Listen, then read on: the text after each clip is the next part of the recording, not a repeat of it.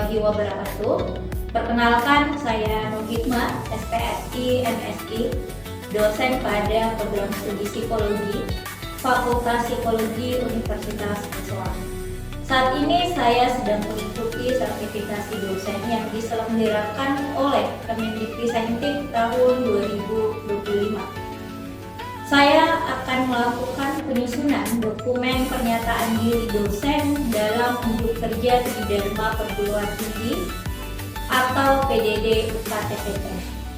Pada kesempatan ini saya akan memaparkan salah satu mata kuliah yang saya ampu, yaitu Manajemen Sumber Daya Manusia. Mata kuliah Manajemen Sumber Daya Manusia memiliki bobot 3 SKS dan merupakan mata kuliah wajib dalam rumpun mata kuliah Psikologi Industri dan Organisasi. Adapun deskripsi mata kuliah Manajemen Sumber Daya Manusia ini ialah mengkaji dasar dari manajemen SDM dan fungsi-fungsi manajemen sumber daya manusia yang kemudian dianalisis ke dalam organisasi dan dunia industri. Baik, adapun capaian pembelajaran dalam mata kuliah ini, yang pertama yaitu ada sikap yang mampu bekerja sama dan memiliki kepekaan serta kepedulian terhadap masyarakat dan lingkungan. Kemudian ada pengetahuan, yaitu mampu menguasai konsep dasar teori psikologi untuk menggambarkan dan menganalisis berbagai gejala psikologi pada individu, kelompok, organisasi, dan komunitas. Adapun keterampilan umum, yaitu mampu menunjukkan kinerja mandiri, bermutu, dan terukur. Dan selanjutnya ada keterampilan khusus, yaitu mampu menganalisis persoalan psikologis, non-klinis, dan persoalan perilaku, serta menyajikan alternatif pemecahan masalahnya yang sudah ada.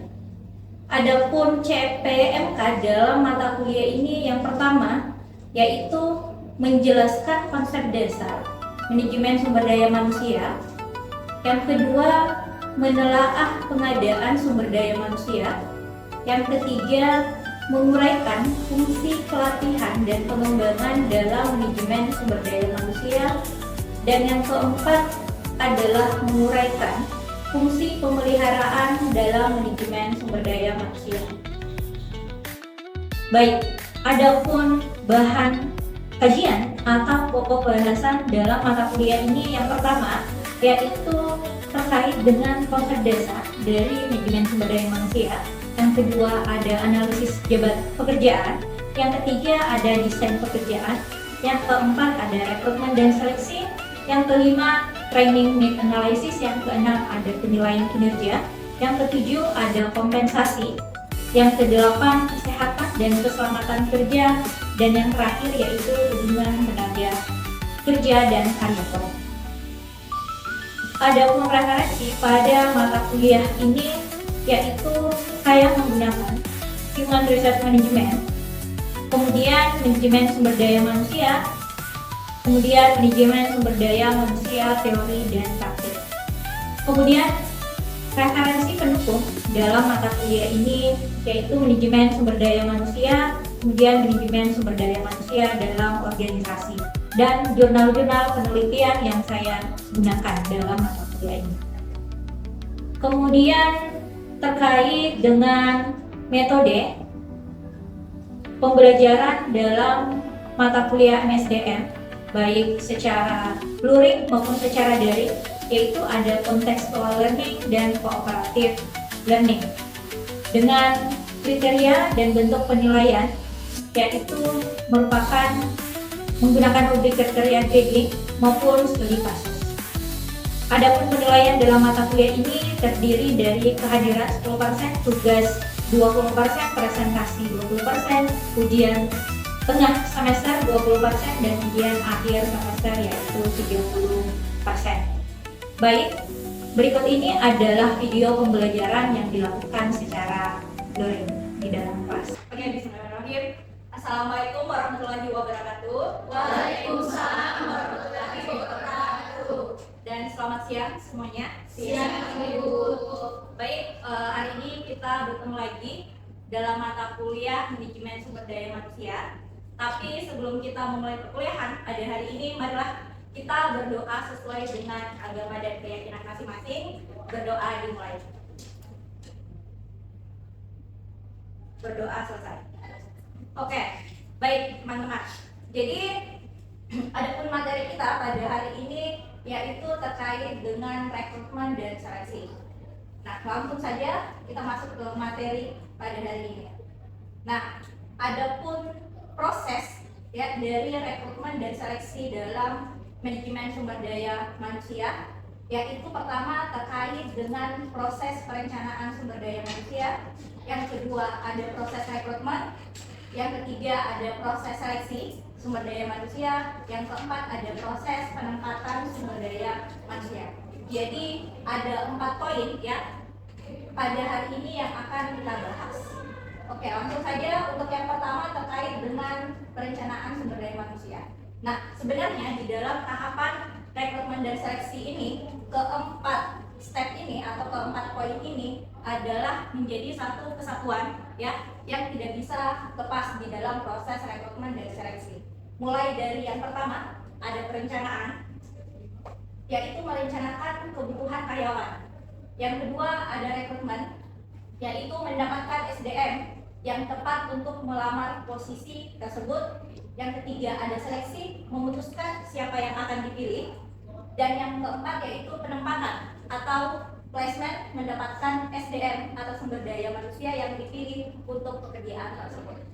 Baik, yang pertama kita masuk ke proses perencanaan. Nah, perencanaan sendiri di sini definisinya adalah proses penentuan jumlah, waktu, tujuan, deskripsi, dan spesifikasi SDM yang diperlukan untuk memenuhi kebutuhan organisasi dalam rangka mendorong keberhasilan strategi organisasi. Ya, jadi di dalam proses perencanaan itu, jadi ada di dalamnya terkait dengan jumlah, kemudian terkait dengan ada waktu, tujuan, deskripsi, dan spesifikasi SDM. Nah, kita lihat di sini ada proses perencanaan ya. Jadi kalau nanti teman-teman ada yang ingin bertanya, silahkan saja raise hand-nya. Proses perencanaan di sini kita lihat yang pertama ada menganalisis jumlah kondisi tenaga kerja yang ada sekarang baik secara kuantitas maupun kualitas. Jadi perencanaan ini terkait dengan jumlah tadi ya yang ada di dalam penjelasan dari definisinya itu sendiri terkait dengan kuantitas maupun dengan kualitasnya. Yang kedua, kita harus menganalisis jumlah posisi jabatan dan staf yang ada sekarang, termasuk jenis dari pekerjaan. Jadi perencanaan itu kita harus menganalisis berapa banyak jumlahnya, kemudian berapa banyak orang ya atau karyawan yang ada di dalam posisi jabatan, setiap jabatan yang ada di dalam organisasi. Jadi semuanya harus dianalisis. Yang ketiga yaitu menghitung rasio beban kerja untuk masing-masing jabatan. Jadi setiap jabatan kita harus melihat, oh ternyata beban kerja jabatan A, jabatan B, jabatan C, dan seterusnya itu seperti apa beban kerjanya. Sehingga dapat diketahui mana sih beban yang berlebih dan mana beban yang kurang. Nah, selanjutnya menganalisis rencana strategis perusahaan ke depan atau organisasi, jangka pendek 1 tahun, menengah 3 tahun, dan jangka panjang 5 tahun. Jadi perencanaannya itu bukan hanya misalnya kita tentukan atau kita analisis beberapa bulan ke depan atau hanya 1 tahun ke depan, tidak ya. Jadi kita harus menganalisis baik itu jangka pendek yaitu 1 tahun, menengah 3 tahun maupun panjang, misalnya selama 5 tahun. Jadi semuanya harus dianalisis. Kemudian berikutnya yaitu mendata usia tenaga kerja. Jadi kita harus lihat, oh ternyata usia tenaga kerja yang ada di dalam organisasi, misalnya contohnya pada perusahaan, oh ternyata usianya rata-rata seperti ini tenaga kerja yang dimiliki oleh perusahaan tersebut. Dan identifikasi usia terutama yang sudah mendekati pensiun. Nah, ini perlu ya, karena di dalam proses perencanaan itu kita harus melihat, oh misalnya tahun depan itu berapa sih karyawan yang akan pensiun, karena itu akan membantu kita untuk menganalisis, oh berarti tahun depan saya akan membutuhkan karyawan misalnya 10 orang, atau misalnya saya akan membutuhkan karyawan tahun depan itu 15 orang. Jadi kita sudah memiliki perencanaan berdasarkan analis dari usia tenaga kerja. Dan yang terakhir yaitu memperkirakan tenaga kerja yang akan keluar atau dikeluarkan. Jadi kita sudah menganalisis atau mampu memperkirakan tenaga kerja yang akan misalnya keluar, kayak gitu, yang akan resign. Nah, ini sebenarnya ada kaitannya dengan materi yang kita bahas minggu lalu. Ada yang masih ingat terkait dengan materi? Job analysis. Ya, job analysis ya, kayak gitu. Jadi semuanya terkait dengan materi yang kita bahas minggu lalu, yaitu terkait dengan analisis jabatan. Nah, di situ kan kita bisa melihat, kayak gitu, oh ternyata karyawan yang misalnya ya berdasarkan hasil job analisis, berdasarkan beban kerjanya tadi, nah itu kita bisa memperkirakan tenaga kerja dari analisis jabatan tersebut. Nah, setelah melakukan perencanaan, tahap berikutnya itu adalah proses rekrutmen tadi. Kayak gitu. Oh, berarti setelah saya misalnya mampu menentukan berdasarkan analisis, oh tahun depan atau misalnya 5 tahun ke depan saya membutuhkan 10 karyawan atau misalnya 20 karyawan. Oh, berarti di dalam proses rekrutmen nanti saya akan membuka untuk posisi jabatan 20 orang misalnya berdasarkan hasil analisis tadi, perencanaan tadi, kayak gitu. Nah, kita lihat kalau rekrutmen itu kan sebenarnya adalah menarik dan memperoleh talenta terbaik untuk organisasi. Jadi kita harus mencari kandidat ya atau sumber daya manusia yang menarik dan memperoleh talenta terbaik untuk organisasi atau perusahaan. Gitu. Nah, strategi rekrutmen efektif. Di sini ada gimana caranya supaya rekrutmen yang kita lakukan itu efektif, karena ada banyak model rekrutmen yang tidak efektif. Gitu. Misalnya iklan yang mencerminkan budaya, membuat iklan yang jelas dan sesuai nilai perusahaan. Jadi betul-betul iklan yang dibuat di dalam proses rekrutmen itu menggambarkan bahwa ini nilai ya, nilai-nilai yang dianut atau nilai-nilai yang dimiliki oleh perusahaan tersebut. Kemudian yang kedua ada program referensi karyawan, yaitu memanfaatkan karyawan untuk merekomendasikan kandidat berkualitas. Gitu. Yang ketiga adalah media sosial terarah. Nah, kalau sekarang kan lebih banyak sebenarnya proses rekrutmen itu dilakukan di media sosial. Kalian sering lihat media sosial ya, pasti kayak gitu. Instagram, apa lagi? TikTok. Kalian biasa ngecek ini apa terkait dengan pembukaan rekrutmen seleksi LinkedIn ya, kayak gitu. Nah, kalian biasa sering lihat, apalagi kan sekarang sudah semester 5 kayak gitu ya, sudah semester 5. Gitu. Jadi pasti sudah melihat referensi dari media sosial. Apalagi kalau Gen Z ya, kalian kan Gen Z, generasi Z, pasti semua informasi itu berdasarkan dari medsos. Jadi pasti memanfaatkan platform untuk menjangkau audiens spesifik kayak gitu.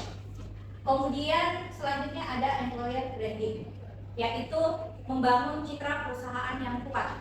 Nah, untuk memperoleh kandidat yang bagus atau sumber daya manusia yang bagus, pasti kita harus pasti biasanya Gen Z itu di generasi kalian pasti akan melihat, mencari tahu, oh perusahaan ini brandingnya itu seperti apa sih, dia bergerak di bidang apa, kemudian supaya apa, supaya misalnya nanti SDM-nya atau calon-calon tenaga kerja itu pasti tertarik untuk mendaftar di perusahaan tersebut. Gitu. Salah satu manfaat ya dari strategi rekrutmen yang efektif. Kemudian di dalam rekrutmen kan pasti harus ada metodenya ya, ada internal maupun eksternal. Nah, internal itu misalnya promosi karyawan. Jadi internal itu berarti terjadi di dalam organisasi atau perusahaan itu sendiri. Nah, ada promosi karyawan, berarti ada kenaikan jabatan misalnya, kemudian ada transfer posisi, ya, kemudian ada pengembangan karir. Nah, ketiga ini dilakukan secara internal. Kalau misalnya secara eksternal, ada job portal online, ya tadi misalnya dilakukan di media sosial, kemudian media sosial ya, dan agen rekrutmen. Job portal online kan sebenarnya banyak ya, kayak gitu. Kemudian agen rekrutmen ini juga bisa dilakukan. Nah, ini ada internal, kemudian ada eksternal. Nah, kemudian di sini sebenarnya ada beberapa artikel, jurnal ya, jurnal penelitian terkait dengan seberapa banyak orang yang melakukan atau mencari pekerjaan di job portal online dan media sosial. Jadi ada beberapa survei di sini yang memperlihatkan bahwa rata-rata apalagi sekarang generasi Z itu bukan lagi menggunakan media tradisional ya, media tradisional, tapi lebih kepada yang apa kalian pegang sekarang kayak gitu. Khususnya job portal online dan media sosial.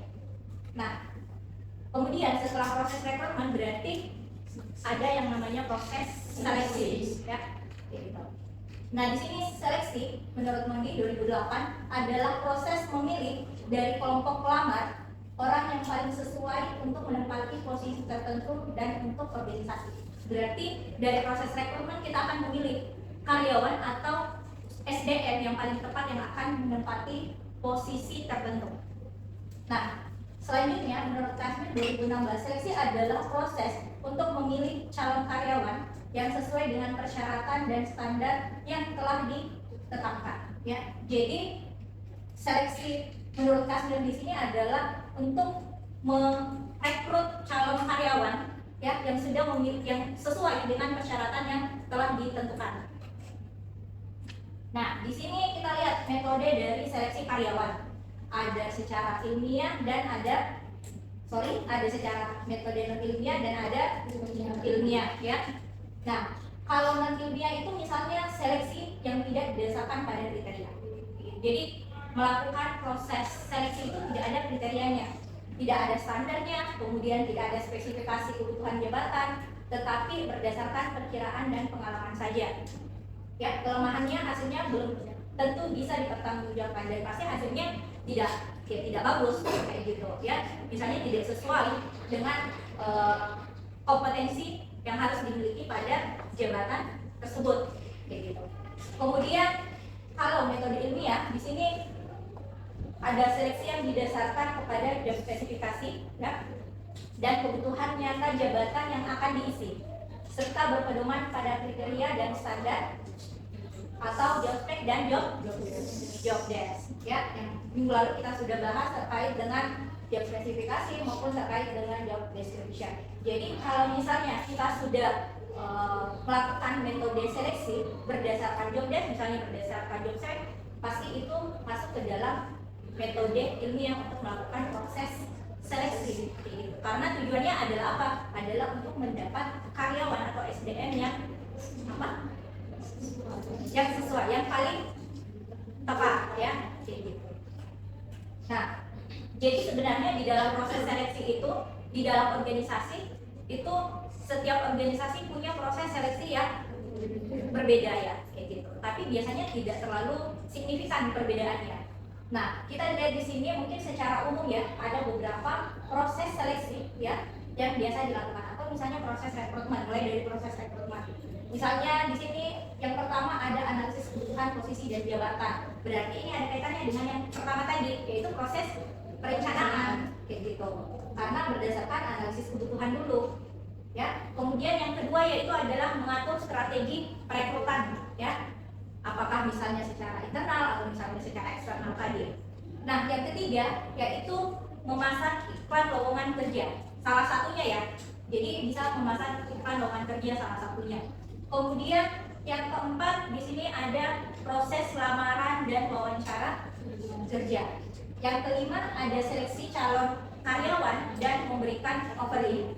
Dan yang terakhir adalah onboarding karyawan baru. Nah, berarti ini sudah masuk di placement sebenarnya. Nanti kita akan bahas. Kemudian di sini ada beberapa lagi tahap proses seleksi ya.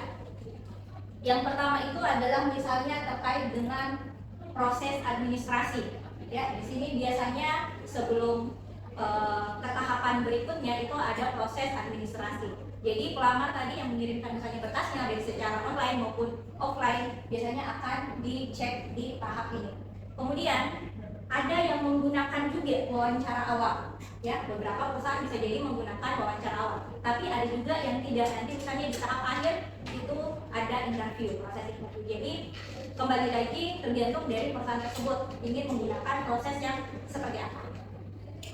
Kemudian yang ketiga yaitu misalnya tes kemampuan. Nah, biasanya rata-rata ini pasti ada ya untuk melihat kemampuan secara kognitif mungkin, secara umum ya calon-calon karyawannya. Kemudian selanjutnya ada misalnya tes psikologi ya, biasanya rangkaian ini tes kemampuan, kemudian tes psikologi, ya alat-alat tes psikologi yang sudah kalian pelajari ya di mata kuliah lain. Nah, biasanya itu yang kalian dapat di proses seleksi. Kemudian ini wawancara lanjutan. Jadi wawancara lanjutan itu misalnya setelah semuanya dilakukan tahapan yang tadi, kemudian hasilnya lulus ya, kayak gitu. Berarti kalian akan berada di wawancara lanjutan kayak gitu. Tapi kalau misalnya di tes kemampuannya atau tes psikologinya gagal, nah biasanya tidak ada pemanggilan untuk melakukan tes wawancara lanjutan gitu. Ya. Kemudian ada juga yang misalnya beberapa menggunakan tes kesehatan ya dalam proses seleksi, terutama mungkin kalau misalnya terkait dengan kedinasan ya, atau misalnya kepolisian, kayak gitu, TNI, kan biasanya ada tes kesehatannya. Nah, kemudian berikutnya yaitu menganalisis dan mengambil keputusan ya. Di sini ada menganalisis dan mengambil keputusan, apakah ditolak, kemudian ditahan, atau misalnya diterima. Ya. Kemudian menindaklanjuti untuk memastikan calon menerima tawaran. Jadi yang terakhir di sini biasanya tenaga kerja SDM karyawan akan dipanggil apakah dia menerima tawaran ya tersebut atau misalnya tidak. Jadi setiap proses seleksi ini ya tergantung kembali lagi kepada organisasi masing-masing. Tapi sebenarnya secara umum itu biasa tahapannya itu sama saja. Nah, ya ini tadi proses seleksi ada misalnya seleksi calon internal, kemudian seleksi calon eksternal. Kalau internal itu misalnya dari dalam organisasi itu sendiri, ya terkait dengan sistem, peraturan, prosedur dan kriteria baku. Nah kalau seleksi calon eksternal di luar dari organisasi ada sistem, peraturan, prosedur dan kriteria lebih luas. Nah, oke, baik. Kemudian yang terakhir, proses yang terakhir itu adalah penempatan atau placement. Apa sih itu placement? Kebijakan MSDM atau manajemen sumber daya manusia untuk menugaskan seorang karyawan lama maupun baru kepada pekerjaan barunya untuk menempatkan karyawan sebagai unsur pelaksana pekerja pada posisi yang sesuai dengan kemampuan, kecakapan, dan keahliannya. Jadi tadi kalau setelah melalui proses rekrutmen, kemudian setelah melalui proses seleksi, berarti kalau misalnya sudah lulus berarti akan ditempatkan sesuai dengan posisi jabatan yang telah dilamar oleh karyawan tersebut.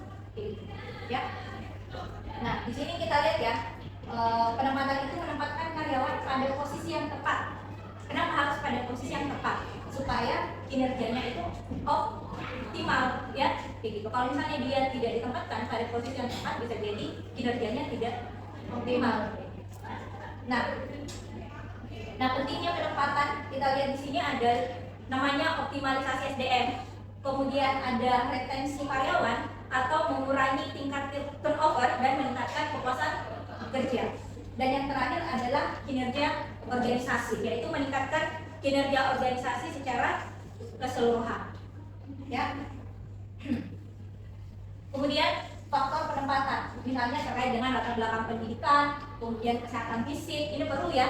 Jangan sampai kita menempatkan calon karyawan itu misalnya pada posisi yang membutuhkan fisik dan mental yang kuat, kemudian dia tidak punya kekuatan fisik yang bagus misalnya. Jadi perlu untuk melihat faktor-faktor yang berpengaruh. Kemudian pengalaman kerja, status perkawinan, sikap dan usia.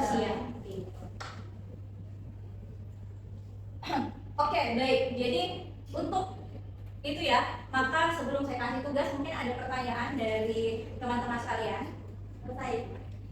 Oke, Miss yang ingin saya tanyakan tadi terkait ini placement atau penempatan. Tentunya dalam pelaksanaan rekrutmen dan seleksi setelah melalui rangkaian seleksi ada placement atau penempatan itu sendiri. Nah dari placement dan penempatan itu kan Bu ada yang biasanya ditaruh di kantor pusat dan ada di kantor-kantor cabang atau bagian. Nah yang ingin saya tanyakan di sini Bu, bagaimana sih sebenarnya cara orang SDM menentukan bahwa si pelamar ini sesuai untuk di tempat kota besar atau di kota kecil? Apakah ada skor-skor tertentu selain yang tadi dijelaskan terkait latar belakang pendidikan dan lain sebagainya untuk menempatkan si pelamar ini masuk di kota besar dan kota kecil? Oke, jadi biasanya kan sebenarnya ada beberapa perusahaan ya yang mungkin punya perusahaan di kota. Biasanya misalnya kantor pusatnya di kota, misalnya di kota Makassar kayak gitu. Kemudian punya cabang di setiap kabupaten. Nah, biasanya untuk pada saat sebelum proses seleksi di sini ya, di rekrutmen ini kan biasanya di dalam proses rekrutmen itu sudah ada informasi sebelumnya bahwa untuk posisi A ini akan ditempatkan misalnya di kantor pusat jabatan ini, kemudian posisinya akan di sini.